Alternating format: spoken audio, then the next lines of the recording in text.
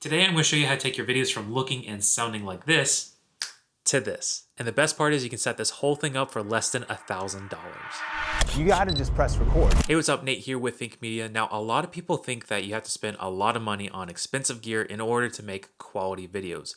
But really, it's about choosing the right gear and how you set it up. And I've noticed that beginners make these three common mistakes when it comes to building their setup: poor audio, bad lighting, and the wrong video settings. So in this video, we're going to tackle these problems by breaking down the right gear for the job, starting off with the most important part of our kit, the camera. Now, choosing a camera that fits under this $1,000 budget can be tricky, but the one camera that has stood the test of time is the Sony ZV-E10.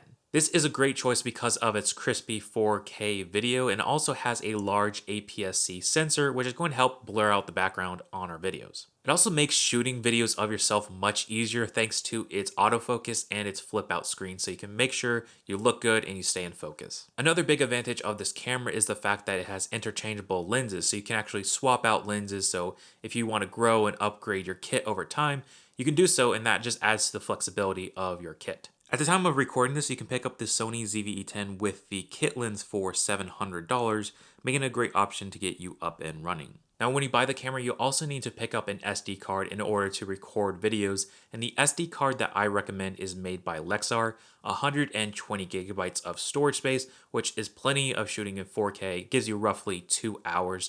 And these are also fast enough for the different recording options. I've actually used these SD cards for a couple years now and had zero issues with them. Now, if you're curious about any of the gear mentioned in this video, I'll leave links in the description down below. Next thing we need to dial in is our audio, and a lot of people seem to neglect audio, but getting a good microphone in the right position is going to make your videos feel much more professional. And to be honest, I'd rather watch a video that has good audio than a video that has good lighting and terrible audio. And it's not about buying the most expensive microphone, it's about getting the right microphone and putting it in the right place. And for the setup, we actually have two different audio options you can go with depending on your needs. The first audio option is to use a wireless microphone like the DJI Mic Mini, and at $89 for the single transmitter and receiver.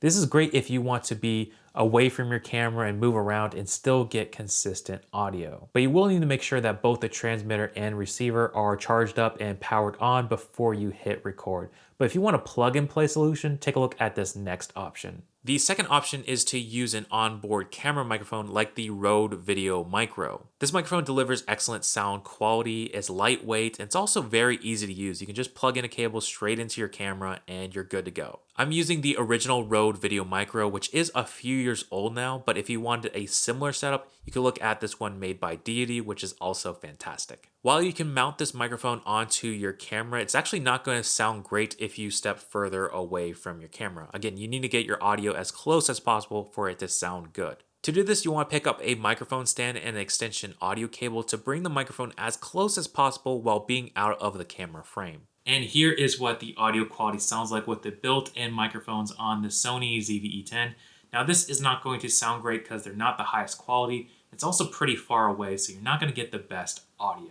And this is what the Rode Video Micro sounds like when it's mounted to the camera, about an arm's length away. So really, you might pick up on more of the room echo and it's not going to be as crystal clear, but definitely an improvement above the built-in mic. And this is what the Rode Video Micro sounds like when it's boomed just out of frame with an extension cord going straight into the camera. But if you're short on space, there is another option that I'm actually using right now, and that's to pick up a friction arm instead of a microphone stand, clamping this to our tripod, and that gets the microphone much closer, a good 2 feet closer to our subject. And speaking of tripods, you want to get something sturdy, and the tripod that I recommend for this setup is made by Ulanzi. And the reason I like this, it has plenty of height adjustment if you are standing up or if you're sitting down. Perfect for talking head videos. Now let's talk about lighting. Good lighting can make any camera look good. And yes, even if you have an older one or just using your iPhone, getting a good light doesn't have to be expensive. For this setup, I'm using the softbox lighting kit made by Mount Dog, and what's great about it is it has everything that you need to get started. It has the light stand, the softbox, the LED bulb, and even a remote for turning off and on your video light. And the reason I recommend a softbox style of light is because it's going to make you look more flattering in front of the camera. Having soft, diffuse, even lighting is going to help mask some wrinkles and pores. Generally, you're just going to look better on camera compared to harsh lighting. Now, it's very important on how we set up our video light. That's going to make a big difference on how we look in front of the camera. I see a lot of people make the mistake of putting the light way too far away or making it way too bright. Instead, what we want to do is get it nice and close to our subject without it being in the camera frame. So as you can see here, it's around 45 degrees off to the side, and it's not in the camera frame, but it's just out of it. And this is going to help get us a nice softer quality of light. Now that the light is in its proper place, we want to adjust the brightness of our video light, because right now this light is actually on its dimmest setting and it's still a little bit too bright. But a lot of people will just crank this up to 100%, but instead that's going to make your background really, really dark. So we're looking for a happy medium between the brightness of our background and of our subject. The second setting we need to adjust on our light is our color temperature. This light has the ability to cool down or warm up, which is good. We have that flexibility. However, for most setups, I kind of like to leave it somewhere in the middle for a neutral look. So now that we covered the gear and the proper placement of our lights and our microphones, next thing we want to turn our attention to is adjusting our camera settings. We have a lot of videos diving in deeper into the proper camera settings for shooting YouTube videos, but here is a quick rundown. For your exposure, you want to adjust your shutter speed to be 1/50th if you're shooting in 24 frames per second.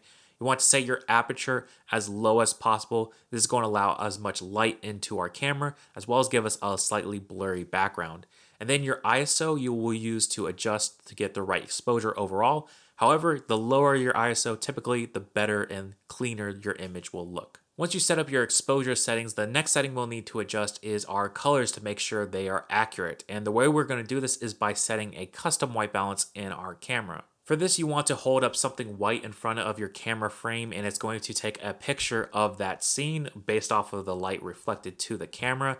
I recommend picking up this little gray card because this is going to give you the most accurate response, and these are pretty cheap too, so great handy little tool to have in your YouTube kit. And having the correct white balance is going to make a drastic difference in terms of the colors and the look of your videos, making sure that your skin tones look accurate. The third camera setting we need to adjust is our audio, and you want to dive into the volume settings of your microphone and adjust this to where your voice registers somewhere between -12 and -6 dB. This way your audio won't be too loud or be too quiet. So now I want to talk about the background of our videos, and this is pretty important because if I were to just leave on this key light and I had no other lights, you're going to get a really dark background. And while this is certainly a mood and aesthetic you could go for, typically people like to see a brighter background on their YouTube videos. In order to fix this, I like to add a lamp with a warm light bulb to the background. It adds a cozy, inviting feel and helps brighten up the space. And you don't have to buy anything fancy. You can look around your house for a lamp or something decorative to make your backgrounds pop. Now that we have our camera settings dialed in, let's take a look at the before and after. And I think for this price point, we have a setup that is not only easy and functional to use, but also looks really good. Let's say you have a little bit more budget to work with. What would be the main upgrades you would make next? Well, if you're asking me, I think there are two main ones. Number one would be our video light. This one's great because it has everything included for $45. However, we can get much more flexibility and control if we get a better video light. The light that I recommend is the Amaran 60DS, and for its price point, I think it's one of the best video lights a content creator can get. It is plenty bright, and one of its benefits is it has a Bowens mount that allows you to attach different modifiers to get different kinds of looks. And the modifier that I'm using with this Amaran light is this softbox made by Godox.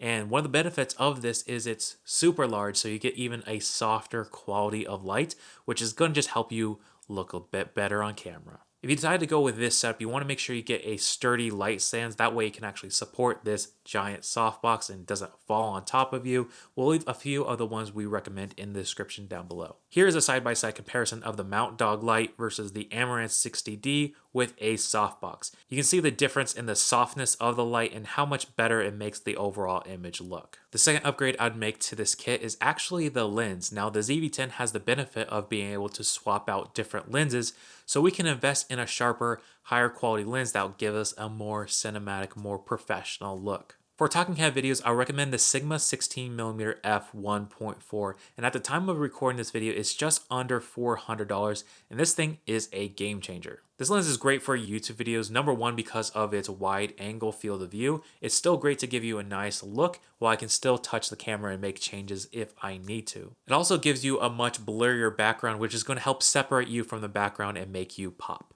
So by dialing in your gear as far as the lighting, your audio, your camera settings, you're going to keep building to that more polished and professional look. If you're curious about more accessories for the Sony ZV-E10, I have a list of 20 of my favorite gear recommendations for this camera. You can check out that video right here.